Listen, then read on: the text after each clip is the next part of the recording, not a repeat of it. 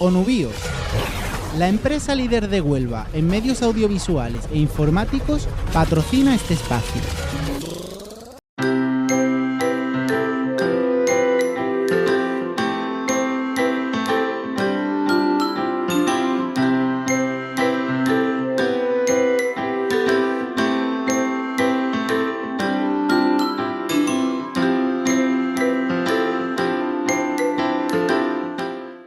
Buenas tardes.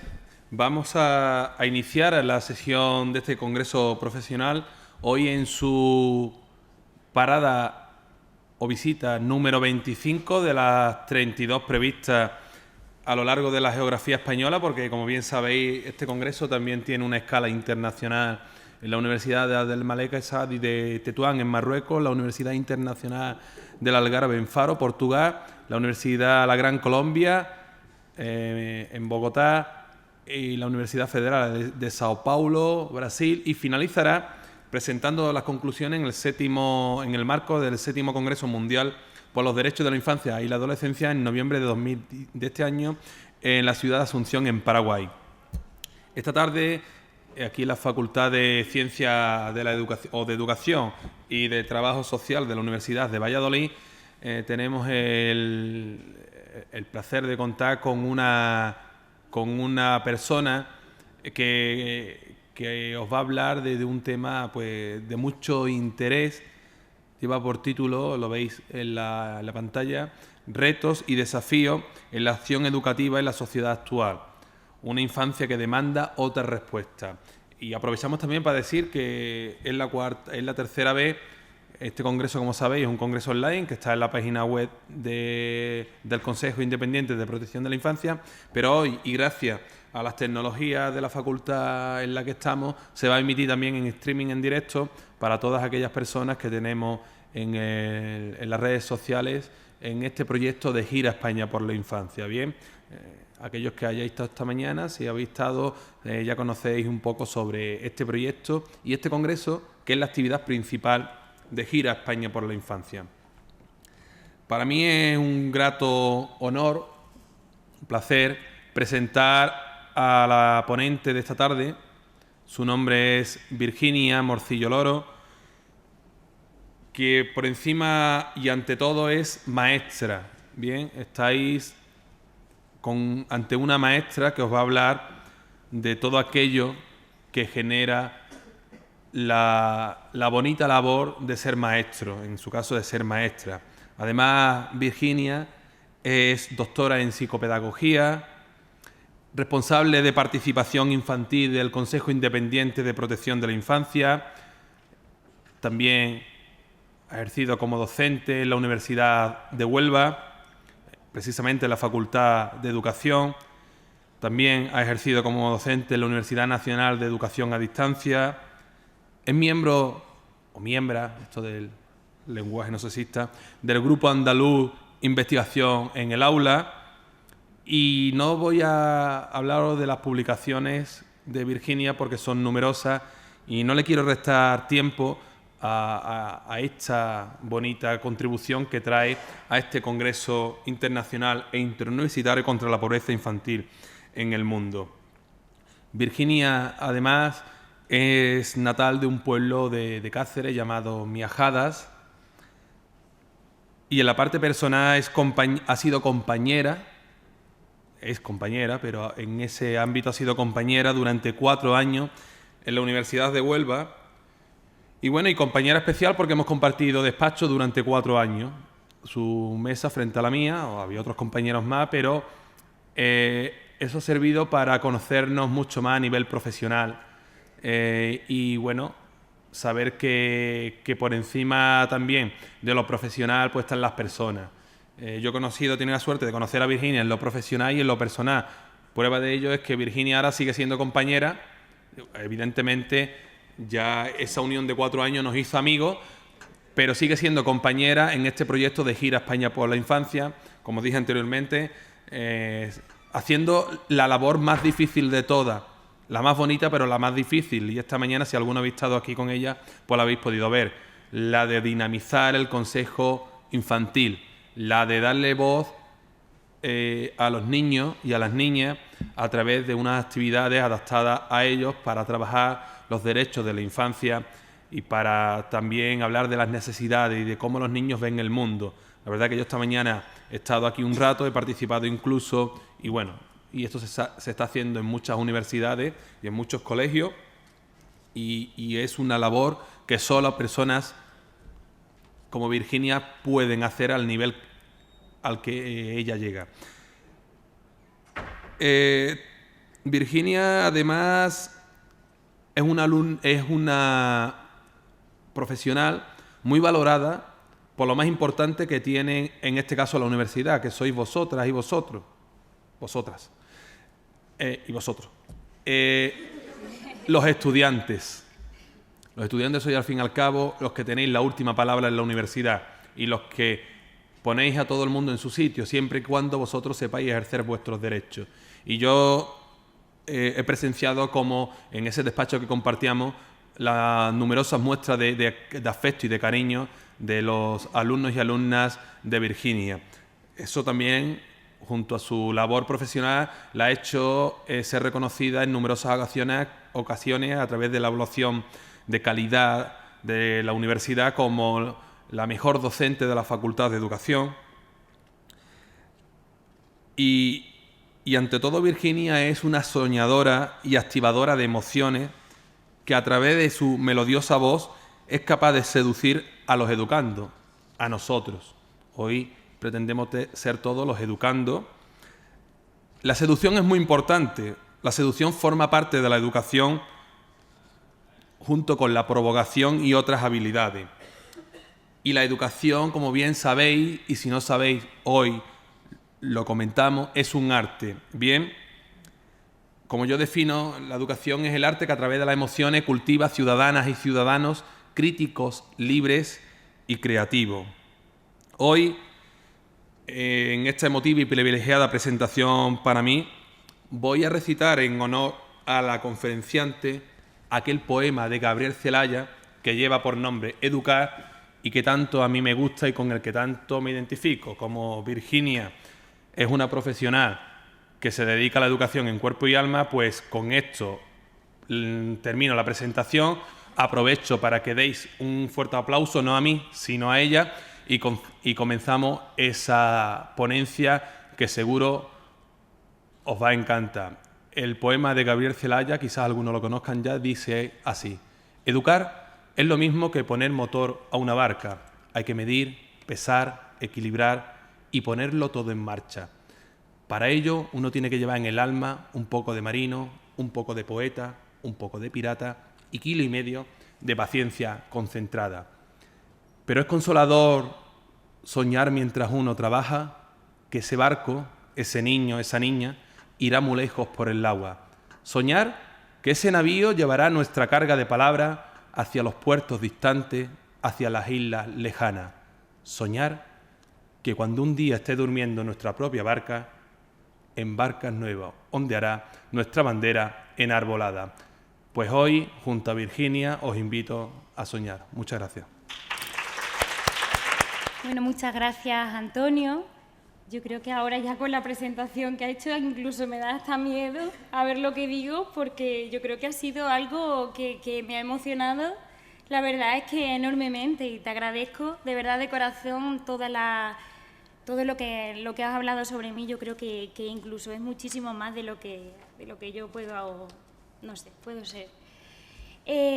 Hoy yo vengo a hablar de un tema que a mí me encanta y que considero que es muy importante, y es hablar de ese espacio llamado aula, donde los alumnos también pasan la mayor parte del tiempo. Creo que es un espacio privilegiado y es un espacio que todos los profesionales de la educación deberíamos de tener en cuenta. Digamos, la ponencia que yo os voy a presentar forma parte también de mi tesis doctoral, y a través del análisis de diferentes investigaciones, pues yo he podido extraer esos retos y desafíos que la acción educativa a día de hoy es necesaria, sobre todo mirando siempre por todos los niños y las niñas. Yo quiero que os fijéis en la imagen de la portada. Es una imagen que he diseñado, pienso que es muy significativa porque denota esa mirada de una niña hacia una escuela diferente. Yo siempre me planteo que estamos en una sociedad de cambio, de transformaciones sociales y que la educación también tiene que cambiar. Y esa niña que está mirando hacia el mundo, hacia otra realidad, hacia otra clase de educación, hacia otra escuela, nos está pidiendo lo siguiente. Esta niña, que yo he querido poner en la imagen, está representando, o sea, esta ilustración está representando la escuela que está llegando, esa escuela que tiene que llegar y que el alumnado a día de hoy necesita. La mirada atenta de una niña que percibe la escuela con otro enfoque. Yo he tenido la oportunidad y tengo la suerte de visitar muchísimas escuelas y hablando con los niños y dialogando con ellos, ellos también te dicen y demandan otro tipo de educación. Te lo dicen ellos y yo pienso que hay que escucharles y hay que tenerles en cuenta, porque si nos lo están pidiendo ellos, yo creo que hay algo ahí que los profesionales deberíamos de tener en cuenta. Una mirada que observa con detalle los elementos de un aprendizaje que ella demanda y reclama. Contempla una escuela que enseña a crear. Una escuela también que tiene que enseñar a vivir. Una escuela como un espacio también para investigar, porque la escuela tiene que ser ese espacio también para investigar, para experimentar. Por otra parte también una escuela en la que ellos puedan actuar. También una escuela en la que ellos tengan la capacidad de desarrollar el pensamiento crítico, ese pensamiento crítico que es necesario. Es necesario para que ellos también analicen la realidad que tenemos y den sobre ella diferentes puntos de vista. Y por otra parte también una escuela que enseña a aprender, pero una escuela que tiene que emocionar. Eso es necesario, una escuela que tiene que emocionar. Una escuela que toma al alumno y a la alumna como protagonista. Y eso lo vamos a ver como un reto y desafío inminente. El alumno tiene que ser el protagonista. Eso es básico y es clave. Una escuela que tiene que encender la chispa del alumnado. Yo me he encontrado en muchísimos casos en escuelas donde tú entras en el aula y ves al alumno desmotivado. Y yo digo, ¿y por qué? O sea, eso nos tiene que preocupar, vuelvo a decirlo. También, por otra parte, una escuela que tiene que escuchar al alumnado, una escuela que ve y una escuela que siente.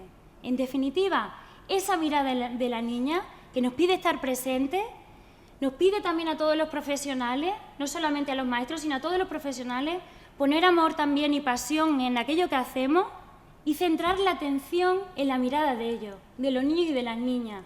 Esa atención es muy importante. Siempre hablamos de esa escuela y hablamos, cuando nosotros mencionamos la escuela, hablamos de la enseñanza, pero también nos tenemos que centrar en las características del alumnado, en el aprendizaje. Esa ilustración nos dirige hacia un planteamiento, hacia una redefinición del sistema educativo, de la educación del siglo XXI. ¿Hacia dónde hemos de caminar nosotros? Hemos de caminar hacia una escuela verdaderamente inclusiva. No sé si sabéis lo que significa la inclusión o lo que es la inclusión, supongo que sí. ¿Sabéis lo que es, no? La inclusión. Pues la escuela tiene que caminar hacia esa escuela, pero que sea verdaderamente inclusiva, que las escuelas todavía tienen que llegar a ello, pero una escuela que no solamente sea inclusiva, sino también una escuela democrática, la democracia en el aula, que huya del segregacionismo y del racismo. Esta mañana, cuando yo hablaba con los alumnos, ellos mencionaban que querían un mundo en el que no hubiera racismo. En esta escuela no tiene que existir el racismo, y eso es algo también esencial. Pero por otra parte también una escuela que atienda a la diversidad de alumnado. Y cuando nosotros hablamos de diversidad de alumnado, hablamos de igualdad de género, hablamos de respetar también los diferentes ritmos de aprendizaje, la cultura, etc.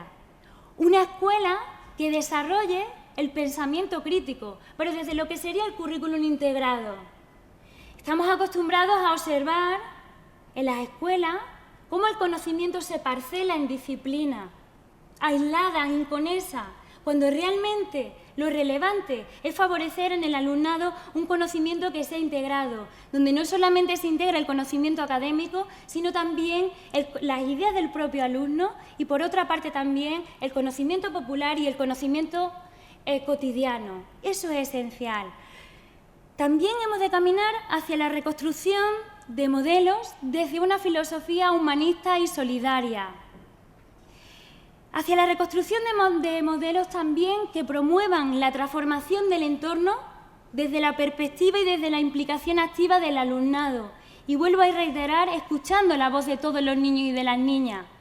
Por otra parte, también tenemos que caminar hacia una escuela que contemple las humanidades. Y hablando de las humanidades, hablamos también de la cultura, del arte y de la música. Y eso es esencial. Con la nueva ley de educación, con la LOMCE, parece que tanto el arte como la música quedan en un segundo plano, cuando realmente estas disciplinas o estas áreas nos permiten comprender a las personas. Por tanto, también hay que salvaguardar en la escuela las humanidades, la música, el arte y también trabajar la cultura.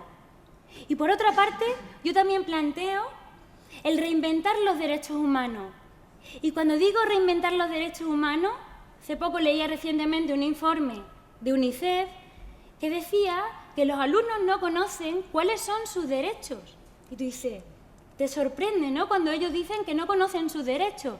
Pero no solamente es esa parte, que hay que trabajarlo en el aula, sino también el tener en cuenta, que yo considero como un derecho humano, el derecho a soñar.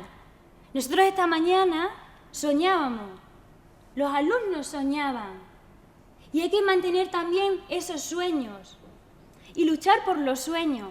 Y por otra parte también el derecho a la democracia.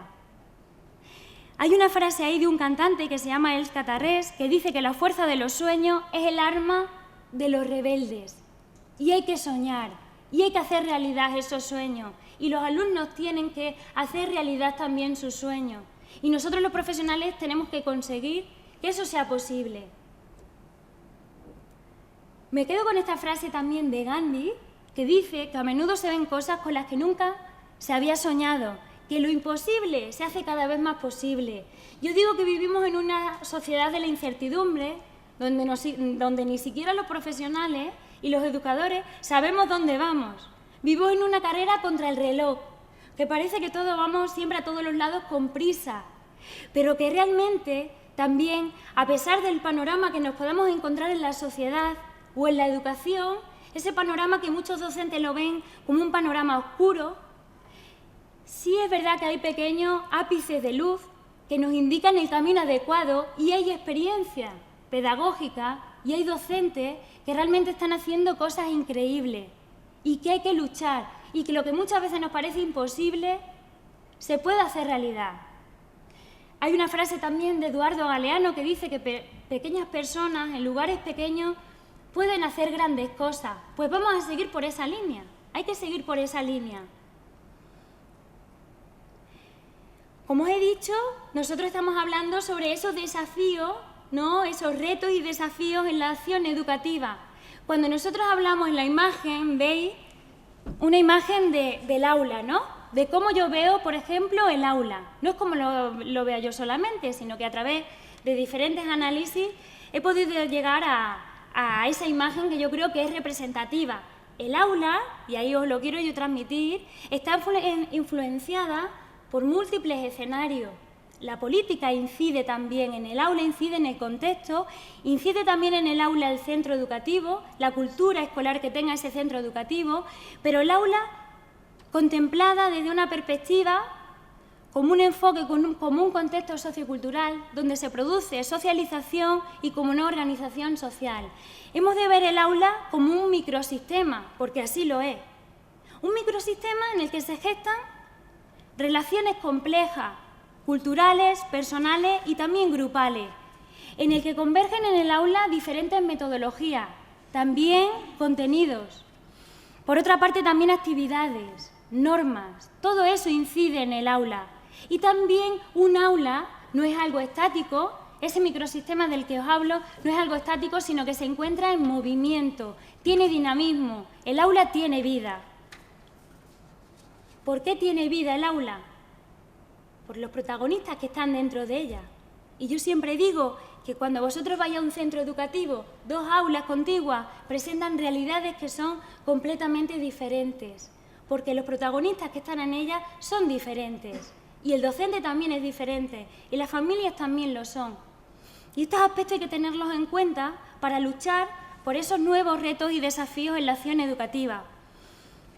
Por otra parte, me quedo también con una definición, no os quiero aburrir, pero una definición que a través de distintos análisis que pude realizar, elaboré esta definición como algo que de verdad también tenemos que tener en cuenta y contemplar en la acción educativa. Yo veo el aula como un entorno complejo, avivado y cambiante, un aula que tiene que accionar el motor de arranque del proceso de enseñanza y aprendizaje. Un espacio singular, porque así lo es, como os he dicho antes, un microsistema, pero también es un espacio singular, dentro de otros espacios, dentro de otros subescenarios, un lugar motivado, pero que también el aula tiene que motivar al alumnado, incluso al profesorado también, que debería también incitar al logro de aprendizajes significativos y relevantes, en un espacio en el que todo el alumnado tiene cabida, todo el alumnado tiene que tener cabida. Y así es, desde la perspectiva de la inclusión escolar, que hablamos de atender a todo el alumnado. Y eso es relevante. Un contexto en el que el diálogo, la democracia y las interacciones constituyen y definen la misma vida del aula o bien la esencia de ese espacio. Un lugar en el que tiene lugar la festividad, donde también es muy importante la risa. Esta mañana los alumnos decían, y bueno, yo también he tenido la oportunidad de escuchar a otros alumnos y siempre me lo han reiterado, que la sonrisa y la risa es muy importante, porque eso denota, cuando tú ves que un niño es feliz en el aula, eso denota que el niño está en paz, que el niño está bien. Por otra parte también el juego es esencial y es muy importante. El juego también como un elemento que motiva al alumnado. Y por otra parte también la investigación, el hecho de que los alumnos experimenten. Muchas veces nosotros estamos encorsetados en la enseñanza de unos determinados contenidos y se lo transmitimos al alumno de una manera estática. Pero el alumno tiene que investigar y tiene que interactuar también con sus iguales. Y por otra parte también el aula tiene que ser un lugar que hace avanzar y evolucionar tanto al alumnado como al profesorado. Pero si yo siempre digo también que para todo hay un momento y hay un lugar.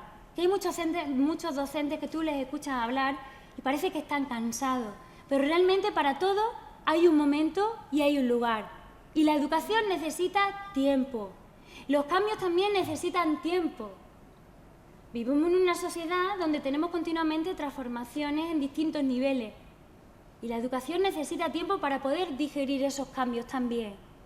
Pero por otra parte, los maestros y las maestras tenemos que creer en nuestros alumnos. Es necesario aceptarlos y valorarlos también como son. Y hablo de alumnos y alumnas, pero en cualquier ámbito que vosotros desenvolváis, hay que creer en las personas con las cuales vosotros también estáis trabajando e interactuando. Por otra parte también, es necesario enfocarse en lo positivo, en lo que realmente es positivo y relevante. Muchas veces nos centramos solamente en lo negativo y tenemos que trabajar sobre lo positivo, sobre aquello que nos hace avanzar. Por otra parte, capturar esos momentos que son especiales y hacerlos únicos. Si nosotros estamos viviendo momentos especiales, vamos a hacer únicos esos momentos especiales. También crear altas expectativas en el alumnado. Yo he hecho observaciones de aula y me he encontrado muchísimas veces que el profesorado no tiene altas expectativas sobre el alumnado y te dicen, no, él no es capaz de hacerlo. Es que nosotros ya estamos teniendo una actitud negativa en el alumnado y eso lo percibe el alumno. Hay que tener siempre altas expectativas sobre ello, considerando sus características individuales. También confiar en los niños y en las niñas.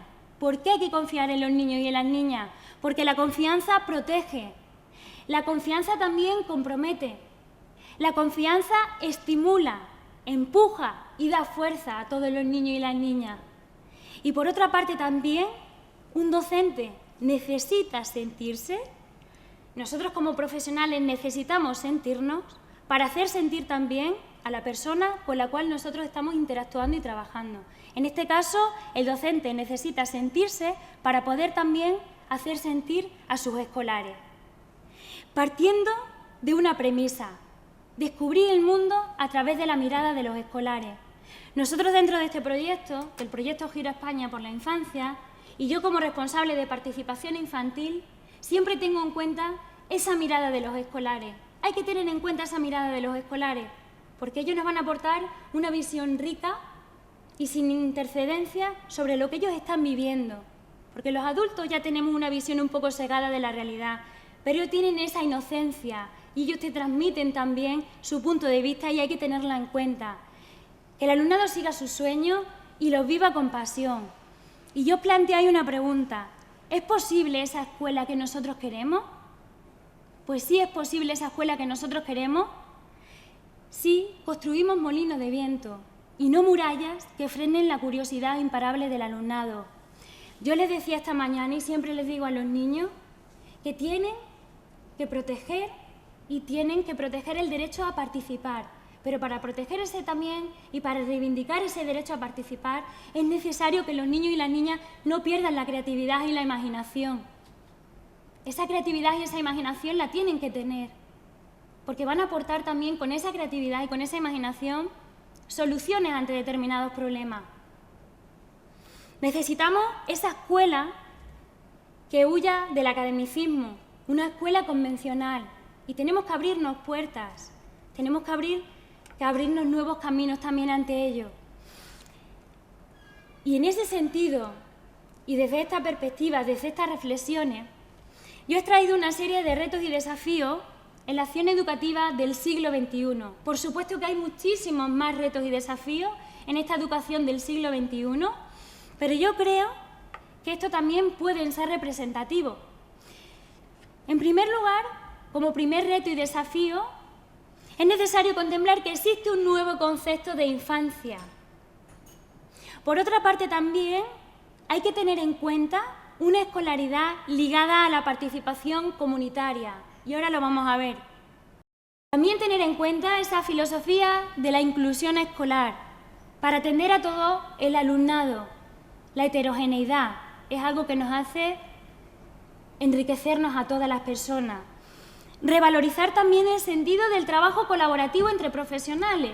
Y es algo que nosotros también hemos ido descubriendo durante esta gira, que todos los profesionales nos han mostrado sus ideas y nos han dicho que es necesario ese trabajo en red y ese trabajo colaborativo, pues en la escuela también es necesario ese sentido del trabajo colaborativo entre los diferentes profesionales. Un trabajo o una perspectiva colaborativa contemplando también el liderazgo distribuido. Que no solamente hay un líder, sino que ese liderazgo sea distribuido entre todos los profesionales que trabajan con los niños y con las niñas. Que exista ese compromiso pedagógico, que los docentes también tengan ilusión y esperanza por cambiar las cosas. Por otra parte también, una estructura académica para el alumnado. Nosotros vamos muchas veces a centros educativos y te encuentras siempre lo mismo. Te encuentras el profesor con el libro de texto transmitiéndole unos contenidos al alumnado, pero es necesario cambiar ese chip y plantear una estructura académica centrada en el propio alumno, centrada en el alumnado. Y también hay que tener en cuenta el impacto de las TIC en el ámbito escolar. Sin olvidarnos también, que no lo he incluido ahí, de lo que sería la educación emocional, un pilar esencial para trabajarlo desde edades tempranas. Esa educación emocional que hay que trabajarla, las inteligencias múltiples también, eso es necesario.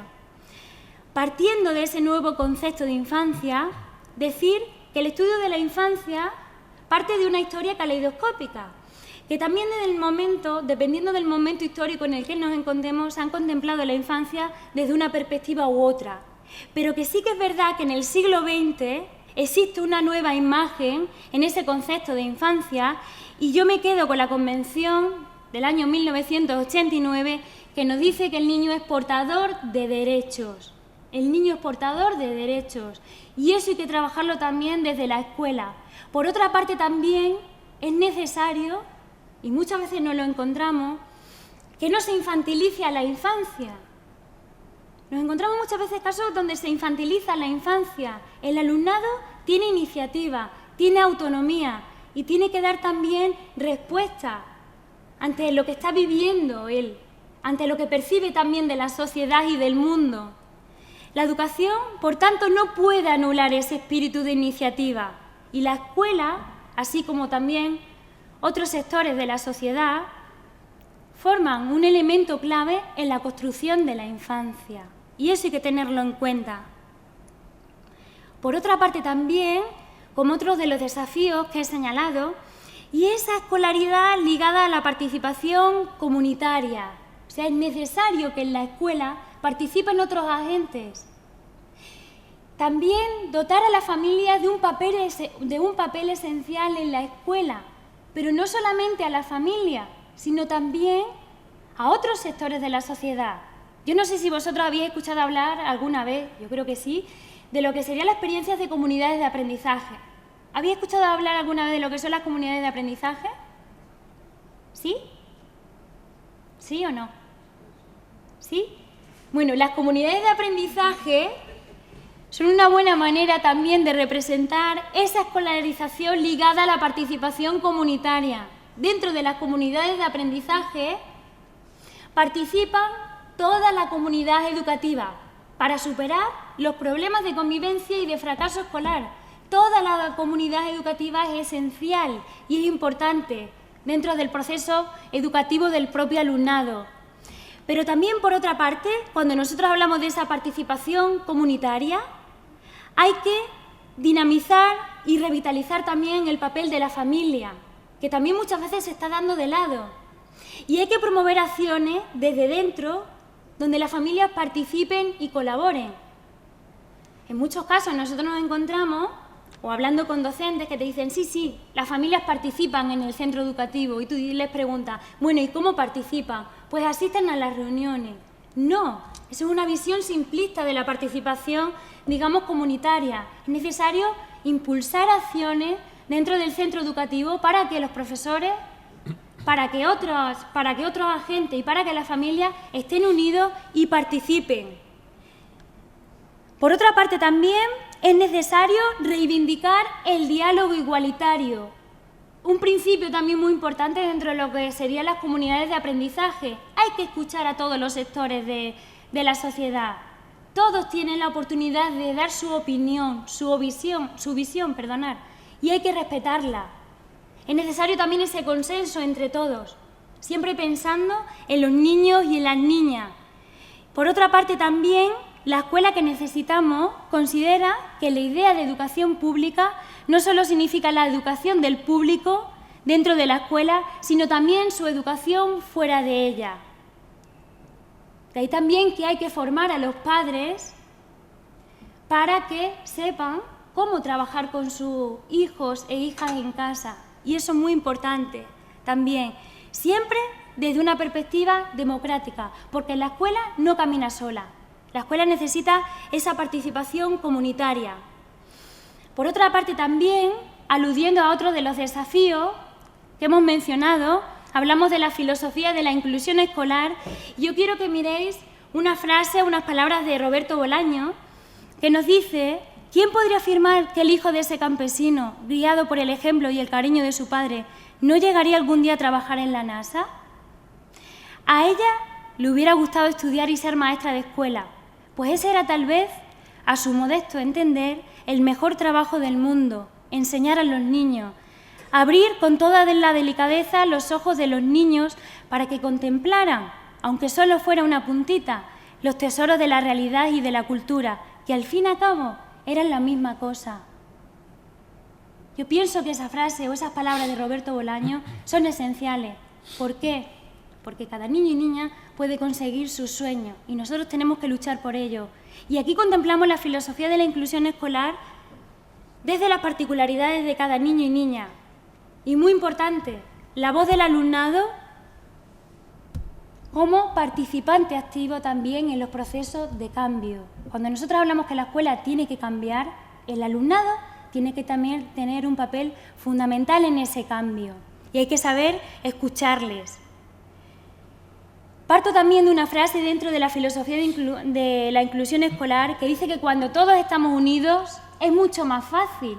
Esta mañana los niños, yo les contaba una historia de Ubuntu. Ubuntu significa todos juntos, Y yo creo que va también al hilo de la frase que yo he puesto ahí, que cuando todos estamos unidos es mucho más fácil, que una comunidad se desintegra en cuanto consienten a abandonar al más débil de sus miembros. No se puede. Todos los niños tienen que tener ese sentido de pertenencia, de su grupo de iguales.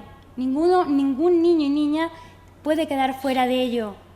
Lo común es la diferencia entre las personas.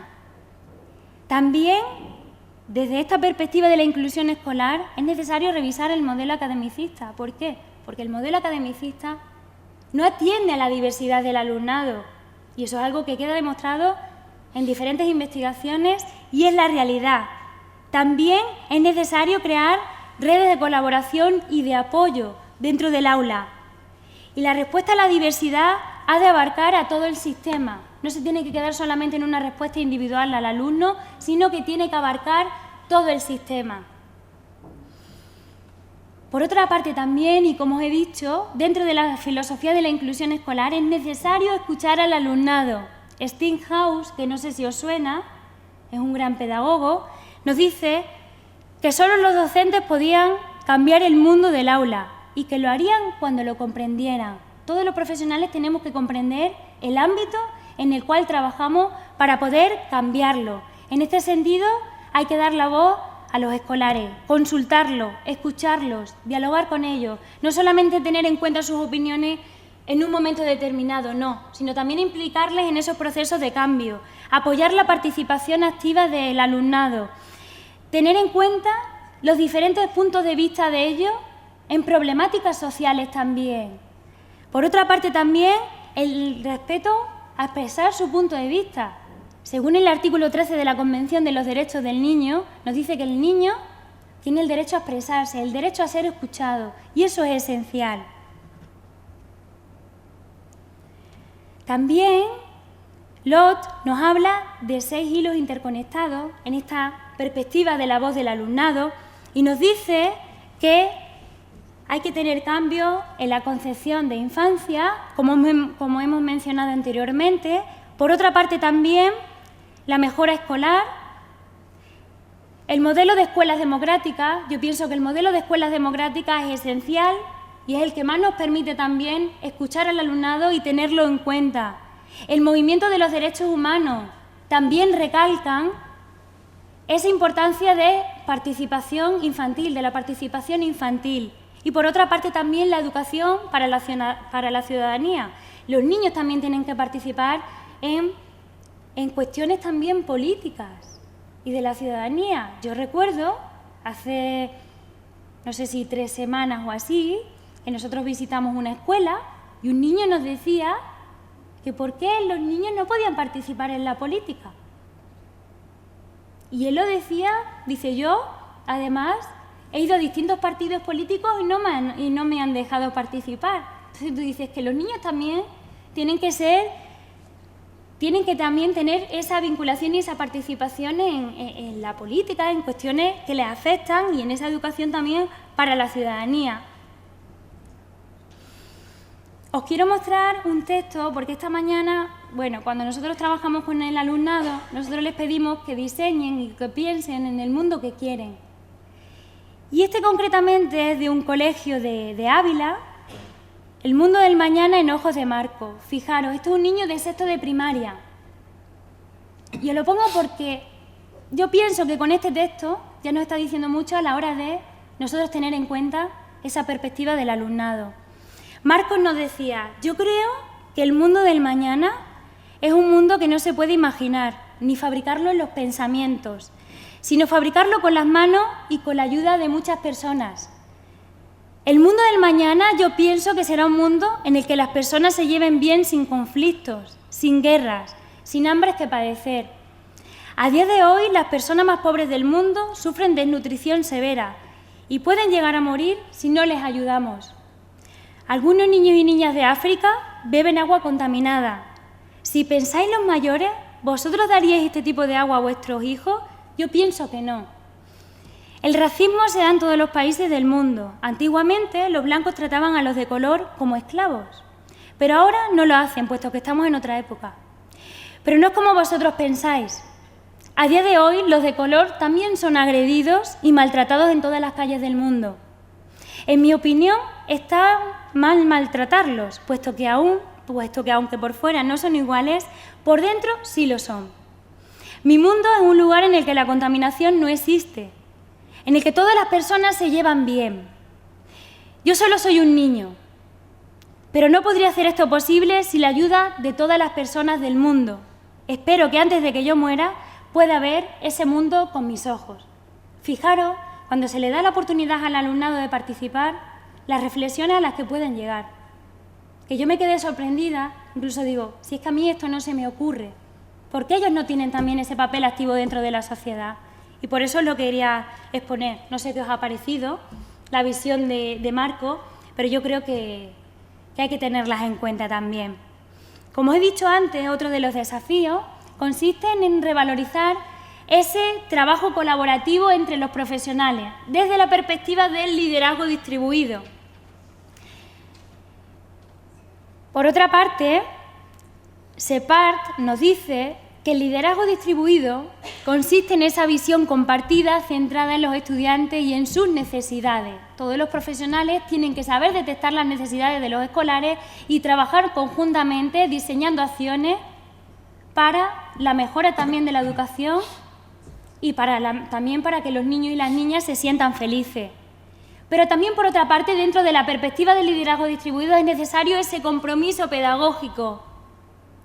Eso lo comentaba al inicio, esa ilusión y esa esperanza, esa implicación del profesorado, esa cultura también de colaboración dentro del centro educativo, y no solamente dentro de los centros educativos, sino dentro también de cualquier ámbito.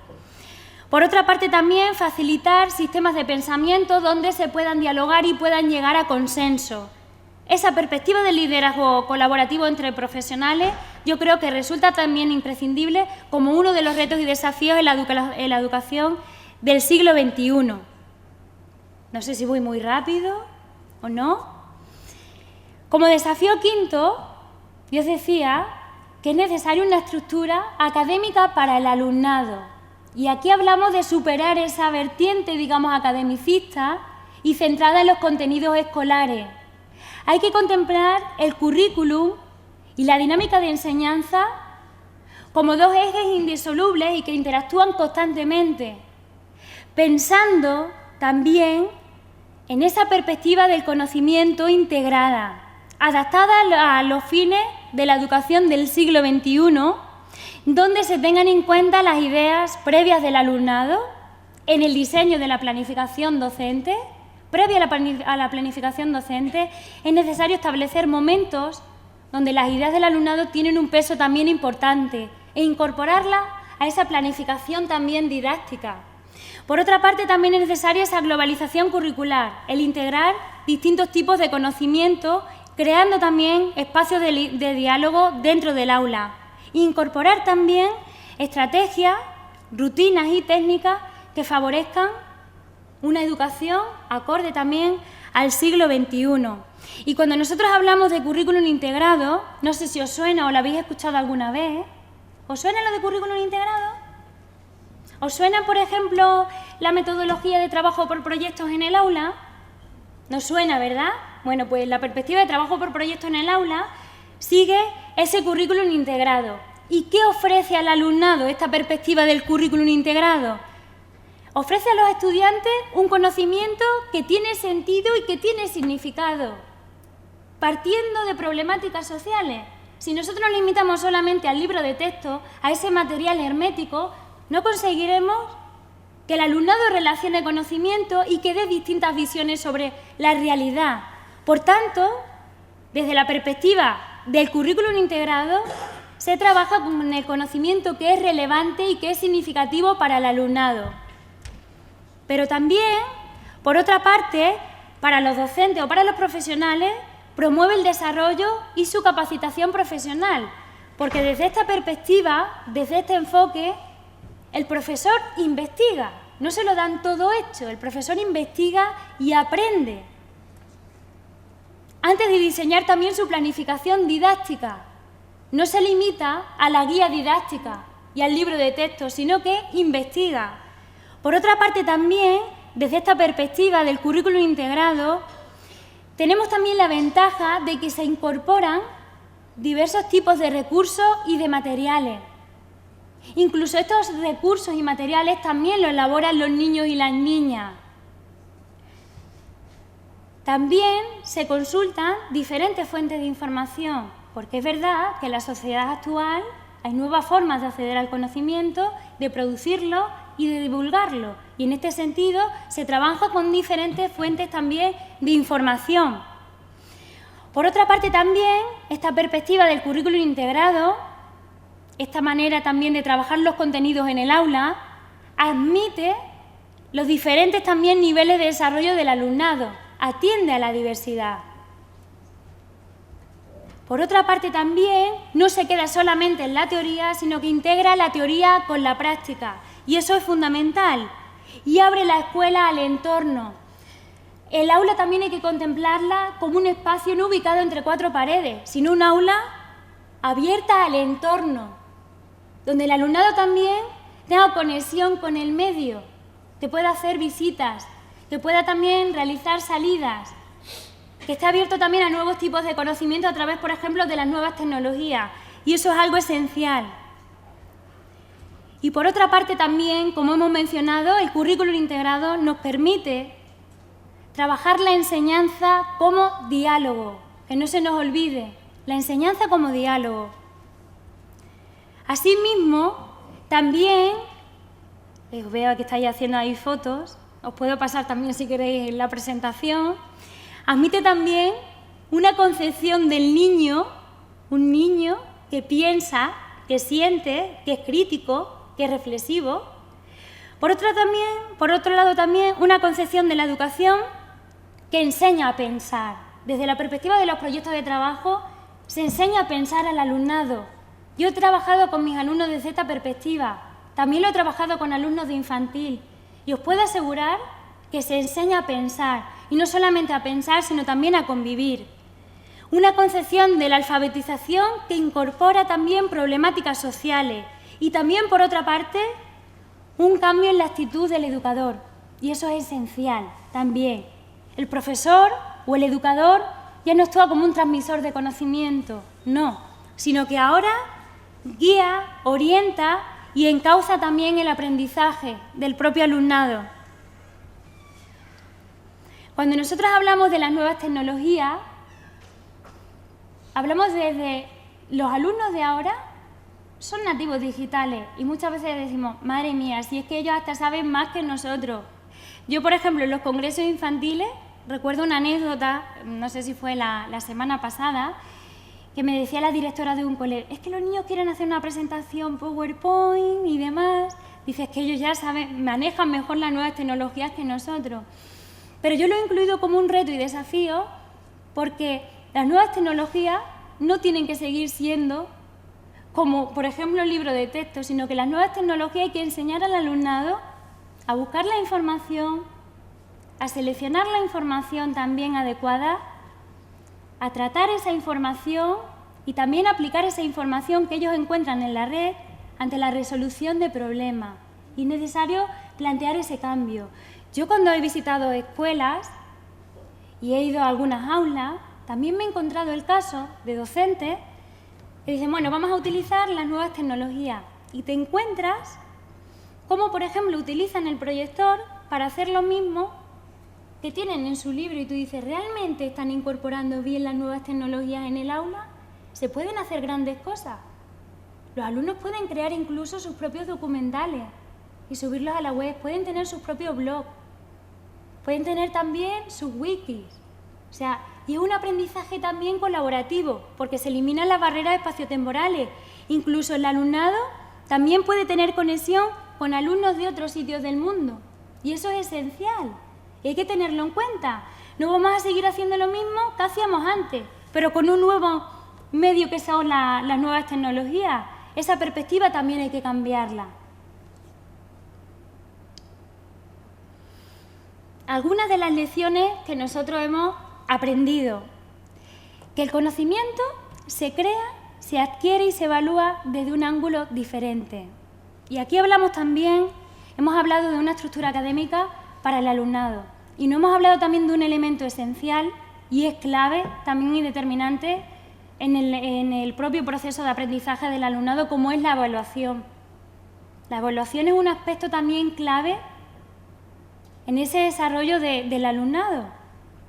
Una evaluación, es necesaria una evaluación que sea formativa, que revise progreso y que impulse también al alumnado. No una evaluación centrada en el examen. Si nosotros estamos hablando de esos retos y desafíos de la educación en el siglo XXI, no podemos seguir hablando de un examen. Tenemos que buscar otras herramientas, otras alternativas. En ello también está el diario docente. El diario docente también sirve, o el diario de vosotros cuando trabajéis, ¿sois de educación social? ¿Sí? Y de trabajo social. Pues el diario también profesional, pienso que es una herramienta que nos hace reflexionar sobre nuestra práctica y también es necesaria.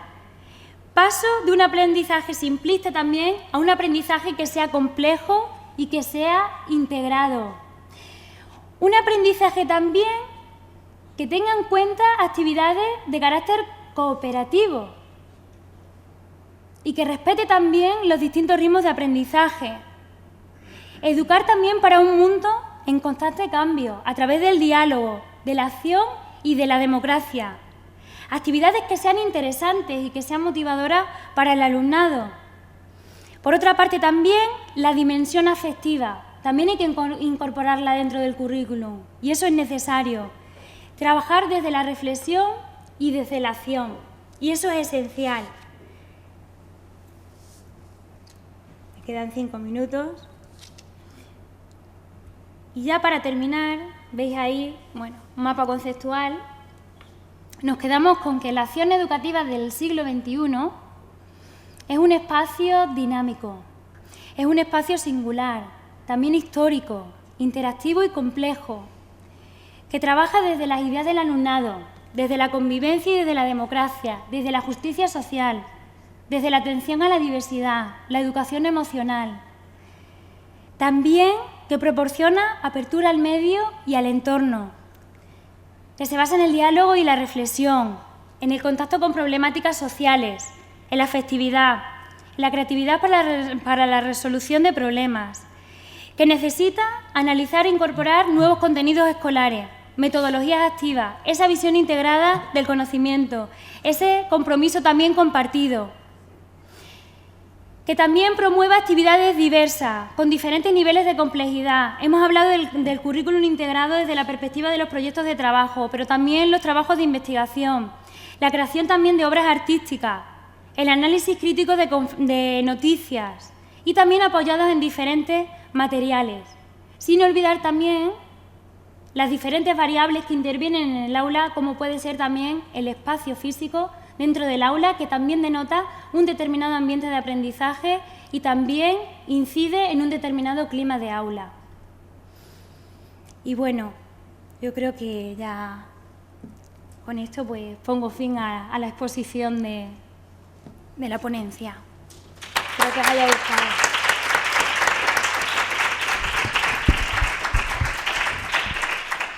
Muchas gracias, Virginia, por esta magnífica exposición, y lo digo no por cortesía, sino porque así lo pienso, ¿no? Yo creo que tanto el contenido como la manera de comunicarlo, pues nos ha regalado unos 45 minutos de lo que decía, ¿no? Previamente, ¿no? Yo jugaba con ventaja, conocía el contenido y nos ha invitado de alguna manera, Virginia, a soñar con un modelo de educación que, aunque es cierto que ya se aplica en determinados espacios, contextos, escuelas, todavía queda mucho por delante y sobre todo queda muchos espacios que compartir. Bien, Virginia, yo ahora voy a ceder el turno de palabra como el debate para que digáis cada cual lo que quiera, pero yo me gustaría destacar algunas ideas. Evidentemente somos colegas de profesión, hemos compartido docencia en los mismos grupos, por lo tanto me identifico mucho con lo expresado en ese trabajo, aunque yo sí es cierto que me dedico más a la educación no formal, pero al fin y al cabo los educadores sociales también tenéis ese espacio dentro de la escuela, ¿verdad? Y quiero destacar algunas cosas. La principal es que Gira España por la Infancia, como bien sabéis, es un proyecto que trata de luchar contra la pobreza infantil existente en este país. Y no hay mejor manera que luchar contra la pobreza con el arma de la educación. ¿Bien? Y contra la pobreza no precisamente de tipo material, sino la pobreza de tipo intelectual. Esa es la peor pobreza del ser humano. Bien, entonces, claro, un modelo de educación como el que Virginia, de escuelas, como el que Virginia hoy nos ha expuesto, pues la mejor manera de construir ciudadanos y ciudadanas, como yo decía antes en la presentación, críticos, libres y creativos. Ella ha hablado de educación emocional. Es fundamental tocar la fibra de la emoción, eso que llamamos inteligencia emocional. Bien, es fundamental porque conectaremos mejor con las personas, nos entenderemos mejor en un proceso de empatía. Ha hablado también Virginia del uso de las TIC o de las TIC. Ella decía nuevas tecnologías. Yo ya diría tecnologías, ¿no? Porque hoy día es lo que tenemos en la escuela y es lo que tenemos en la sociedad, las tecnologías, ¿no? Yo quiero destacar el uso, que las tecnologías nos estén a favor, o mejor dicho, que nosotros no estemos al servicio de las tecnologías, sino que las tecnologías estén al servicio de los ciudadanos, para que no se produzca la paradoja de la comunicación. ¿Y cuál es la paradoja de la comunicación? En una sociedad en la que supuestamente a través de las tecnologías tendríamos que estar mejor comunicados, al final estamos peor comunicados, porque estamos compartiendo un espacio como es el de esta tarde y estamos hablando por el WhatsApp o por el Facebook con el amigo que está o la amiga que está al otro lado de la habitación, del espacio, del aula. Bien, muchas veces nos pasa eso. ¿Y para qué usamos el WhatsApp si la otra persona está al otro lado de la puerta? Pues cuidado, que las tecnologías nos unan y no nos separen, porque claro, si no, estamos nosotros al servicio de las mismas. Y esto en la escuela hay que enseñarlo, y que las tecnologías no se le pongan el calificativo de malas, inadecuadas. La tecnología no es ni mala ni buena. Malo o bueno será el uso que hagamos de ella. Bien, y esto hay que enseñarlo desde pequeño en la escuela. Y da lo mismo que los niños sean pequeños y tengan móviles. Lo que hay que saber enseñarle a los niños a utilizar de manera adecuada el móvil. Y el último, bueno, ha dicho dos cosas que las digo de corrida porque quiero dar a vosotros unos minutos de protección. Que no se infantilice a la infancia, fijaos. Los niños, yo siempre digo que son niños, pero no tontos. Entonces a veces tratamos a los niños, hola cariño, ¿cómo estás? Y los niños son niños, pero no tontos, ¿vale? Entonces fijaos que no se infantilice a la infancia. La sociedad teme empoderar a los niños. Esto que los que decimos la participación de la infancia, hay veces que decimos, uy, se están empoderando demasiado y nos da miedo de que los niños se empoderen tanto. Esto es una autocrítica que yo hago, porque claro, si yo te doy, no es que te dé el derecho, nadie da el derecho, los derechos, ya decía esta mañana, que cada uno defiende lo suyo, pero si tú ejerces el derecho a participar y a mí no me gusta lo que estás diciendo, entonces tenemos un problema. Bien, me dijo hace poco un alto representante institucional en el Congreso de los Diputados, pero ¿qué entendemos por niño? A ver qué vas a traer aquí, porque yo estaba hablando de que quería incluir a los niños en una comisión, a ver qué vas a traer aquí y qué van a decir los niños, ¿no? Bien, bueno, pues con este breve análisis que hago de la fantástica exposición de Virginia, pues yo creo que podemos compartir, como está previsto, una charla debate. Eso a veces de los que están al otro lado de la mesa decir lo que opinan y vosotros no, pues como que no va con este modelo de proyecto. Bien, entonces nos gustaría que pudierais participar libremente. Si sois tan amables, yo siempre pido que no todos a la vez, ¿vale? Que de uno en uno, así que... Sí.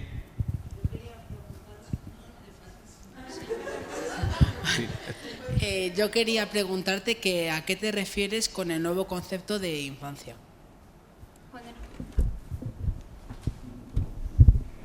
Cuando nosotros hablamos de un nuevo concepto de infancia, ¿vale? Nos referimos, bueno, en primer lugar, lo que ha dicho también mi compañero Antonio y yo, lo he reiterado antes, la infancia de ahora no puede ser una infancia que se le infantilice.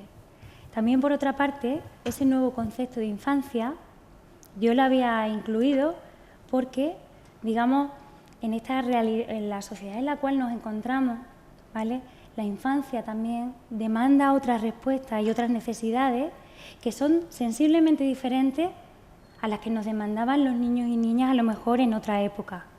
De ahí ese nuevo concepto de infancia en el sentido de tener que dar nuevas respuestas a la infancia de ahora. Una infancia también que conviven, por ejemplo, como hemos hablado, con las tecnologías educativas, que son niños que también son despiertos, que están motivados y que hay que atender a ellos. Porque muchas veces la escuela ha adormecido a nuestros niños. Y yo me he encontrado muchas veces casos, cuando yo he sido profesora en la universidad, que los alumnos ya llegaban desmotivados o si les proponías algo que fuera diferente o fuera innovador, a ellos les resultaba raro. Por tanto, hay que trabajar desde la escuela y esa infancia demanda otras respuestas. De ahí ese nuevo concepto de infancia. También desde la perspectiva de no considerarlas como niños y niñas infantiles, sino también ya como pequeños adultos que también tienen una responsabilidad en la sociedad. No sé si... Sí, muchas gracias. Okay.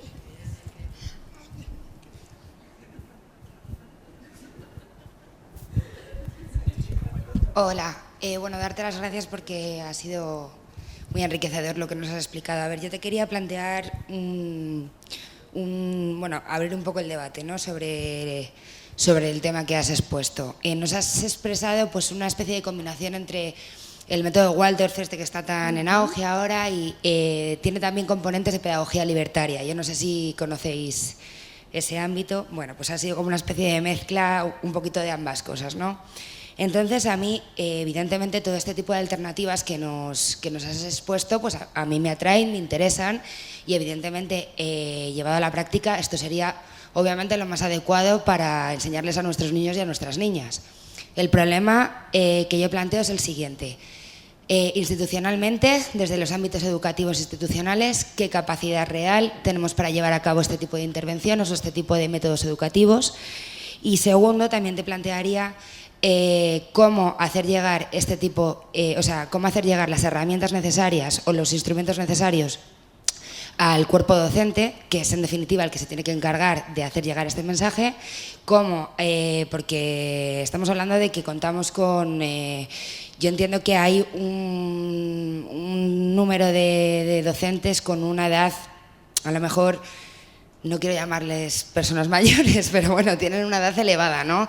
La experiencia es un grado, claro, la experiencia es un grado y está muy bien, pero quiere decir, a la hora de incorporar a lo mejor nuevas alternativas educativas, pues se queda un poquito más ya pues para otro tipo de público, ¿no? Entonces, ¿cómo podemos hacerles llegar a ese tipo de docentes las nuevas investigaciones educativas a las que tenemos acceso actualmente? Me parece muy interesante lo que comentas. En primer lugar, hay que partir también de la normativa, ¿no?, de esa ley de educación, digamos, que tenemos también ahí detrás. Y bueno, por una parte es necesario, yo soy partidaria, me estoy yendo a lo mejor a otro, pero para llegar a tu idea, ¿vale? Es necesario ese pacto también por la educación. ¿Cómo llegaríamos nosotros, por ejemplo, al colectivo docentes? Comentabas profesores que ya con experiencia. Yo te puedo asegurar que yo he conocido a profesores que están ya a punto de jubilarse y no te puedes ni imaginar cómo trabajan en el aula. O sea, no te lo pueden ni imaginar. Incluso desde esa pedagogía libertaria, desde esa pedagogía también como has comentado, de la pedagogía Waldorf o también de siguiendo el método de Kilpatrick, de Freinet, de Dewey. Y hay que tener también, yo hablando con los docentes, en mi tesis doctoral he hecho historias de vida de docentes, hay que tener también en cuenta la ilusión y la esperanza. También, por otra parte, también hay que tener en cuenta que actualmente en la administración educativa, incluso en los centros educativos, los docentes, digamos, actúan desde una perspectiva individualista, porque es verdad que la administración educativa se ha encargado también de sobrecargar al profesorado, y eso me lo han hecho llegar a mí. Pero también es cierto que desde esa perspectiva del trabajo colaborativo o creando redes profesionales de aprendizaje o incluso también a través de los centros del profesorado, donde la formación la reciben los propios profesores dentro del centro, una vez que han analizado una necesidad, ¿vale?, le forman dentro del centro para tratar de cambiar esa realidad. Yo he sido docente de un curso sobre proyectos de trabajo en una escuela de Cádiz y he visto cómo el compromiso de todo un colectivo docente, ¿vale?, para cambiar su realidad, para incorporar nuevas metodologías, pero también es necesario el papel del equipo directivo. El papel del equipo directivo también es esencial y es fundamental. Un equipo directivo que se ha comprometido con el cambio, que tenga también una ilusión por cambiar las cosas. Eso también es necesario, esa visión y ese papel del equipo directivo que empuje también a los docentes hacia el cambio. Por otra parte, también soy partidaria de que las innovaciones educativas no nos vengan de arriba hacia abajo, sino las innovaciones educativas tienen que partir del propio centro, desde abajo hacia arriba. Yo creo que así son elementos clave, que podría decir muchísimo, para tratar de cambiar las cosas. Pero me quedo con esas ideas. No sé si te... Sí, me has respondido muy bien, pero me refiero, llevándonos a una acción real, ¿cómo podemos romper con ese bloqueo que tenemos institucional desde arriba hacia abajo? Es decir, para que los planteamientos sean verdaderamente eficaces y sea cierto y realista que vayan desde abajo, que es desde donde se tienen que adoptar las medidas, hacia arriba, para que esto llegue a ser una realidad y no una utopía.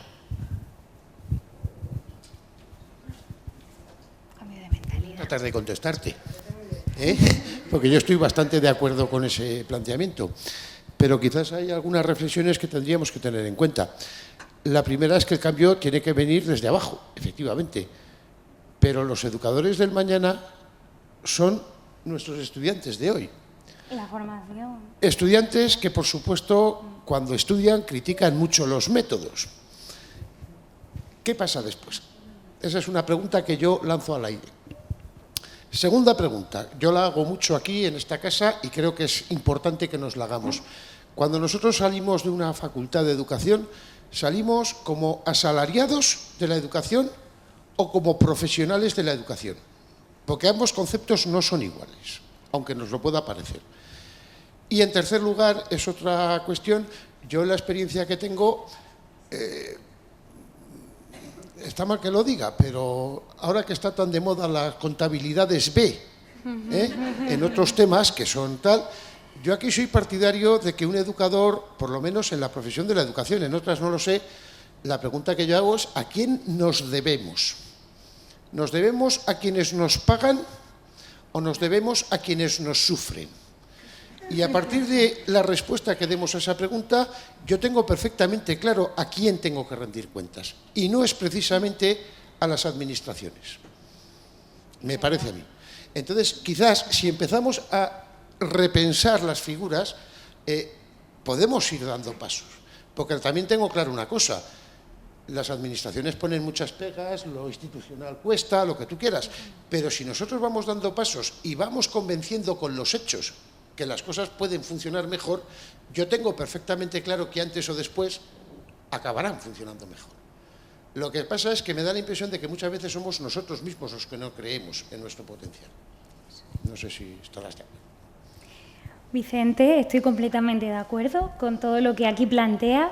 Yo pienso que la formación, sobre todo en una facultad de educación y de trabajo social, la formación previa, ¿no? Esa formación es esencial para también digamos, motivar a los futuros docentes, a los futuros profesionales, para que realmente crean en ese cambio.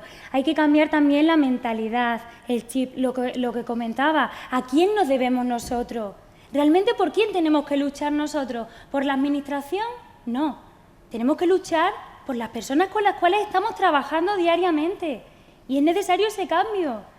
Yo he vivido situaciones diferentes en el ámbito universitario, dentro de mis 4 años de docencia, y os puedo asegurar que yo cuando hablaba con los alumnos y les preguntaba, bueno, ¿y tú por qué has estudiado esta carrera? ¿No? Y te sorprendía, porque incluso en el primer año te decían, bueno, es que yo estaba en Derecho y me he metido aquí en el grado de primaria porque es más fácil. Digo, muy bien. Digo, es más fácil, ¿no? Digo, ¿tú piensas que educar, y no solo educar, sino que orientar a un niño, guiarle, es fácil y es sencillo? Digo, porque yo no tengo la receta mágica. Yo no tengo la receta mágica, yo creo que hay que ir trabajando. Y es que hay que empezar también por aquí, por la universidad, por esa formación que nosotros tenemos. Y yo digo muchas veces que incluso los alumnos universitarios, en mi caso, no quiero decir todo, pero lo que yo he vivido, hay muchas veces que son los más reacios al cambio. Porque cuando tú les planteas la asignatura de manera diferente, cuando no tienen un examen, el alumno dice, bueno, Virginia, ¿y cómo nos va a evaluar? Digo, es que nosotros vamos a trabajar por proyecto. Digo, ya veréis cómo vais a aprender muchísimo más. ¿Es necesario un examen? Realmente, cuando el asistir a las tutorías, cuando tú les haces esa revisión del progreso, cuando tú les motivas y les dices, pues mira, en en lo que has diseñado, si sigues por esta línea, estaría bien. Intenta siempre tener altas expectativas sobre ello. Yo me he encontrado muchos alumnos que venían a mi tutoría y decían, es que no sabemos cómo afrontar esto. O, mira, Virginia, solamente tenemos estas ideas. Y tú intentas sacarle, intentas tirar del hilo y al final te lo agradecen. Porque lo primero también, como decía al principio, un profesional tiene que sentirse, tiene que creer en él para también poder creer en los demás. Y esta formación de aquí es básica y es clave. Y no solamente eso, sino me quedo también con el planteamiento de Vicente, que a quién nos servimos nosotros. Quedaros con eso. Bien, yo querría también participar, porque esto de ser moderador y a veces se come uno aquí, y bueno, vamos a echar un poquito más de leña al fuego. ¿Cómo te llamas?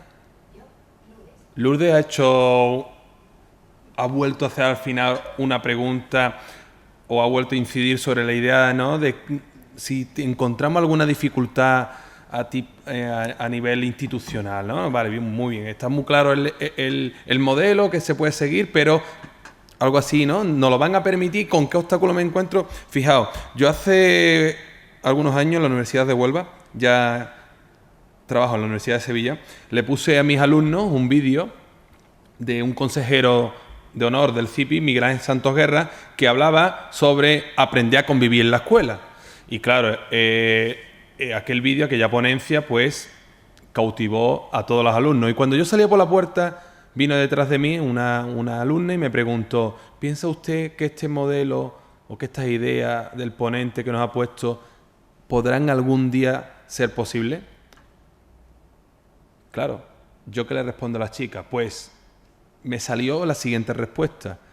No lo sé, pero si no empieza por ti, seguro que no será posible. Si empezamos a echarle la culpa al ver que está el hombre ahora en París, con su piso de lujo, con su ley, si le echamos las culpas al consejero, si le echamos las culpas a la universidad, yo voy a predicar con el ejemplo de lo que estoy diciendo. Y a pesar de que esto está en internet, en directo, puede ver cualquier persona, pero soy un ciudadano comprometido y responsable de mis palabras. Yo no comulgo con el sistema que tenemos y por lo tanto me niego a impartir asignaturas con una metodología en la que yo no creo. Porque si yo no creo, tengo dos opciones, o dedicarme a otra cosa o ser infiel a mí mismo, que es la peor de las infidelidades que puede tener el ser humano. Y como no me da la gana ni una ni la otra, pues ¿qué ocurre? Pues que le soy infiel a la universidad, ¿vale? Entonces paso del programa de algunos aspectos como la metodología. Yo no hago examen. yo no creo en los libros de texto y en la universidad no creo en los apuntes. Por lo tanto, ¿y eso quiere decir que se regala la asignatura? No, mis alumnos trabajan 3 veces más que muchos alumnos que se le evalúa con un examen. Está visto y comprobado. Y aprenden no sé cuántas, no he hecho un estudio, pero imagino que infinitas veces más. Bien. Y esto de los libros de texto es que se me había quedado en el tintero de las ideas que había notado antes con respecto ya a la escuela en general, ¿no?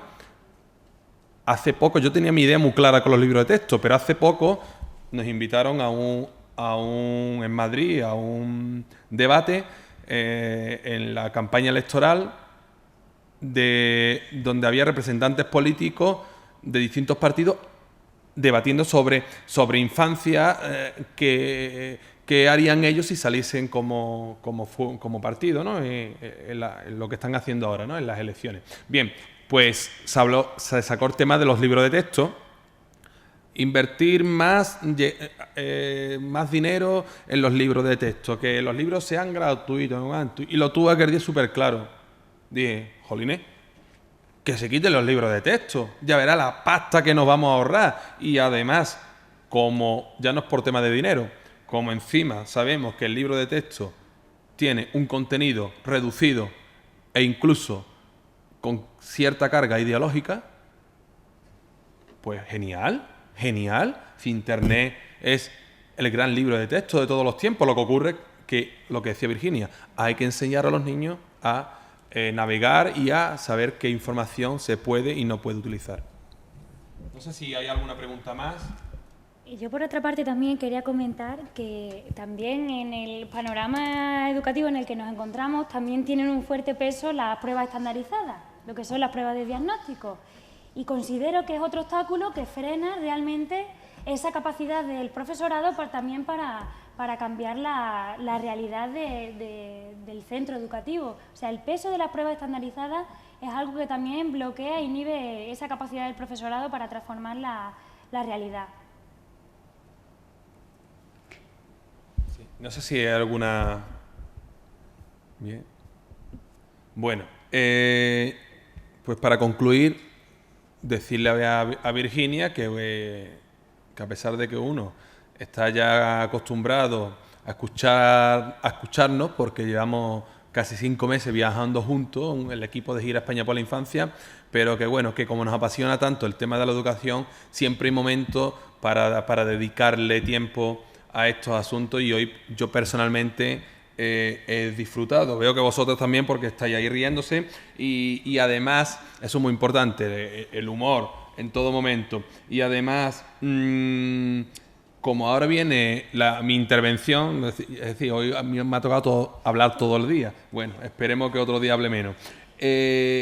Yo os voy a dejar unos 15 minutos para que estiréis. La intervención va a ser muy corta porque no es una ponencia como la de Virginia, es más corta, son 15 minutos, pero os aseguro que es muy interesante. Hoy vamos a hablar, el título de la intervención es ¿Dónde queda la explotación laboral infantil? Bien, es una intervención recogida del libro oficial de la gira, España, un país de niños pobres, y bueno, que me gusta desarrollar en cada una de las sesiones, y yo creo que todos también podemos aportar mucho, porque detrás de todo esto hay cosas muy interesantes y las vais a descubrir. Así que os invito a que dentro de 15 minutos nos volvamos a encontrar aquí. Un fuerte aplauso para Virginia.